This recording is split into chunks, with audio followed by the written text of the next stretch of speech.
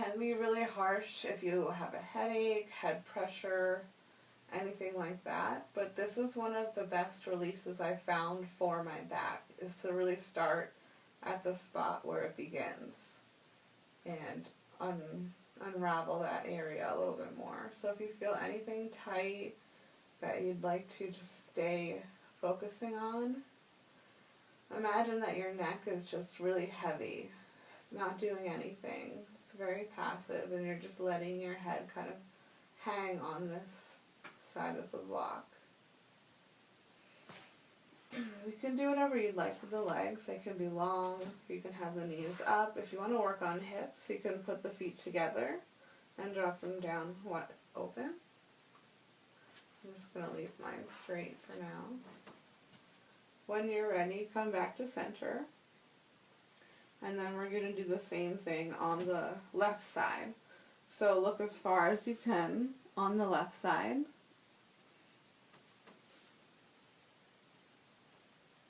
And then if you'd like to, you can close your eyes. We're going to stay here, find the spot to be working on. You can move a little bit, and then just let go once you've found it.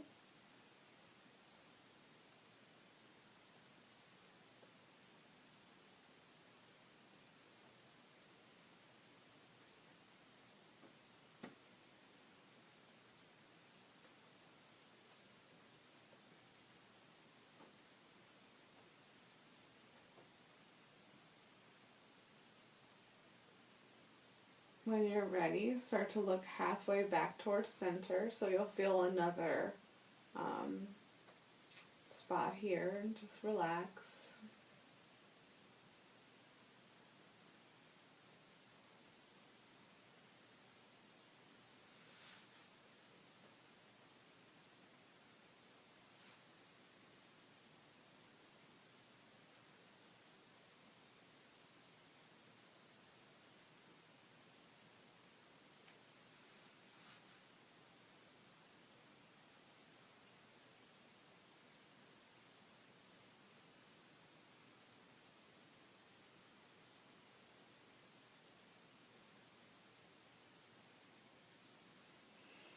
When you're ready, slowly bring the knees in, and we're going to use the block again.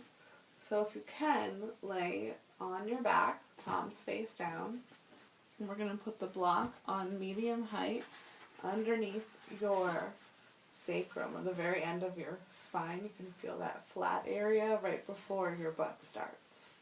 So make sure you're nice and steady. And if you can, try to roll the palms up and walk the shoulders under, so it gives a little lift in the upper chest. From here, we're just going to extend one leg. You might feel some opening in the front of the hip.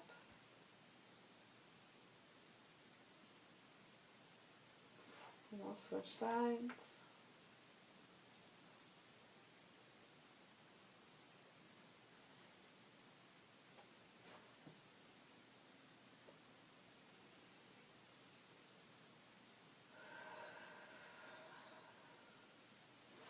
When you're ready, have a firm grip on your block. You're going to lift one leg up towards the ceiling. And if you have to bend it, that's okay. If you can, try to straighten it. Maybe point and flex the feet. Roll the ankles up towards the ceiling.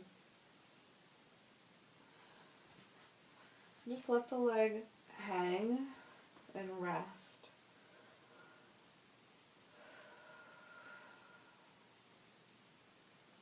Getting a lot of movement and circulation from this pose. When you're ready, slowly lift the leg down. We'll lift the right one up. See if you can straighten it. Flex the toes. Point the back. Flexing ankle rolls. It's opening up the foot itself. Leg big up towards the ceiling.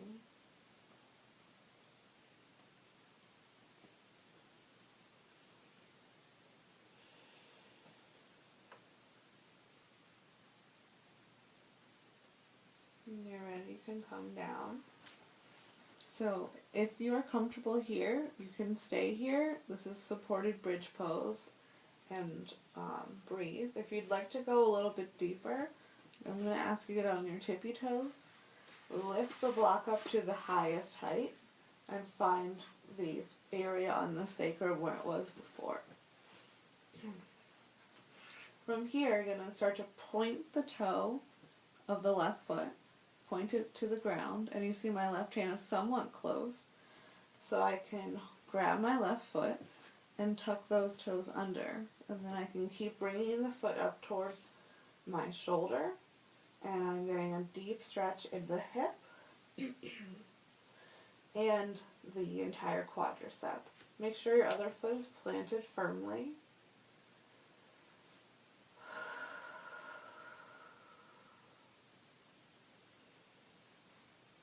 Definitely feels like a very big muscle that has been not stretched for a very long time. So remember to keep breathing if your anxiety kicks in.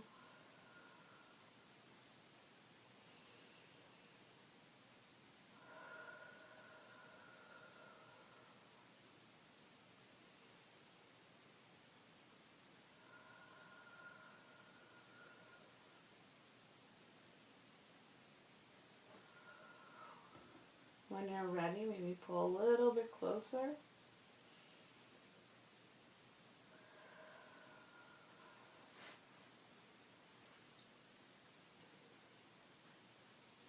And use your hand to gently push the foot forward. And we go right into the next leg. Just take a full round of breath. And same as before, point the right toes. My left foot is nice and grounded. Point the left toes, bring the toe back to the hand, and use the hand to flip the foot onto the top of the foot. So it's pressing into the mat, and you can hold onto the ankle or foot and bring it closer towards the shoulder.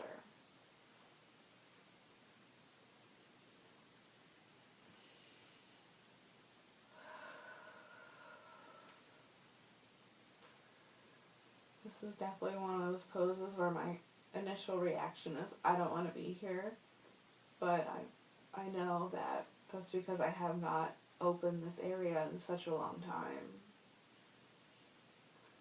And that is not actual physical pain.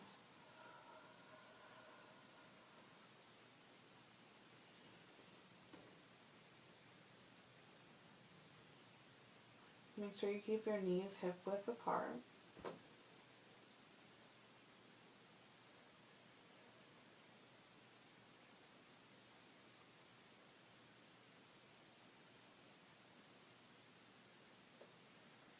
And when you're ready, gently unwind. Use your hands to help your hips lift up. Remove the block. Gently come all the way down. And just hug your knees into your chest and roll from side to side. So now I'd like to introduce two props that I use a lot. This is kind of breaking up the tissue in its own way. It's not foam, it's plastic, and it has this space here because that's where your spine vertebra go, and you can lay on it and roll it down the spine, up the spine, as long as you want. And I use this a ton. It can be really helpful because quite often my back hurts the most because I'm using it, overusing the muscle so much by slouching forward. So by using this while I'm laying down up and down, I can pinpoint exactly where it doesn't feel good and address it, and just let the same idea of yin, just let your body be passive and breathing. And then I like to use the larger foam roller for my quadriceps. So I usually lay, on the ground, and sometimes I'll use one and put it on my quad and just roll. But if I'm in a mood to kind of just lay, I use it lengthwise, and as much as I can, line it up with my quadricep. So my leg is lifted, but it's reaching, and I'm on all my elbows. I can kind of roll from side to side slightly, or rest, and the foam roller reaches my entire core. Finished rolling, if you have these, take your time doing that. And I'm going to do one last pose. I do this pretty frequently with the 2 blocks. Set it up as high as I'd like. You can make a tower. Place it directly underneath your forehead. My feet are floppy.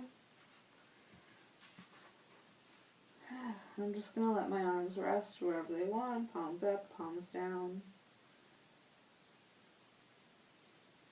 And this one should really illuminate from top to bottom where your tension is on your back.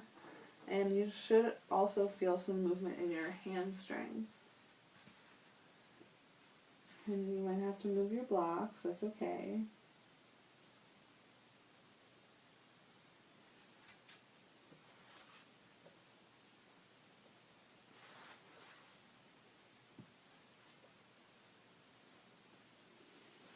Deep belly breath.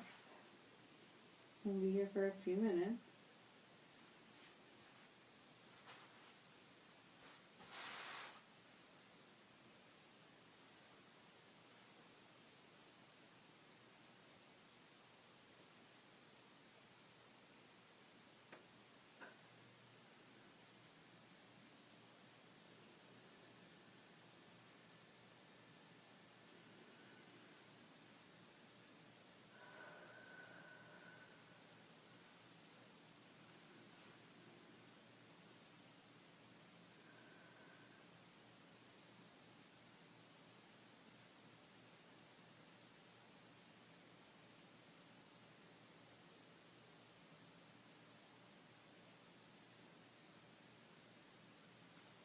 And so you can get a little bit deeper by breathing.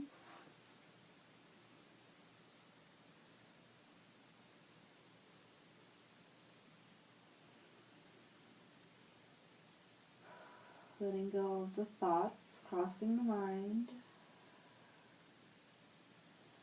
Letting go of having to constantly check in with your body. Just rest here. Find stillness.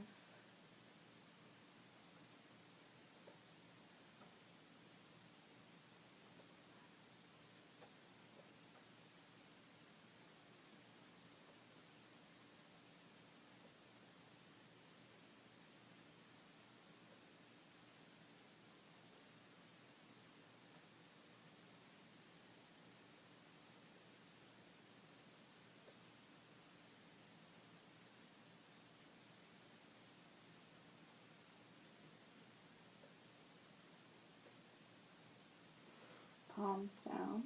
Slowly curl up. Head becoming up last. And we're going to move right to Shavasana, which is laying on our back.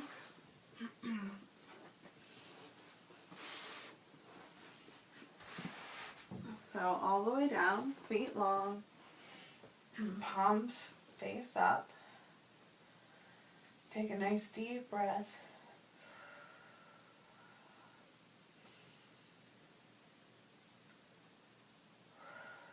And I like to do a gentle tuck of my tailbone.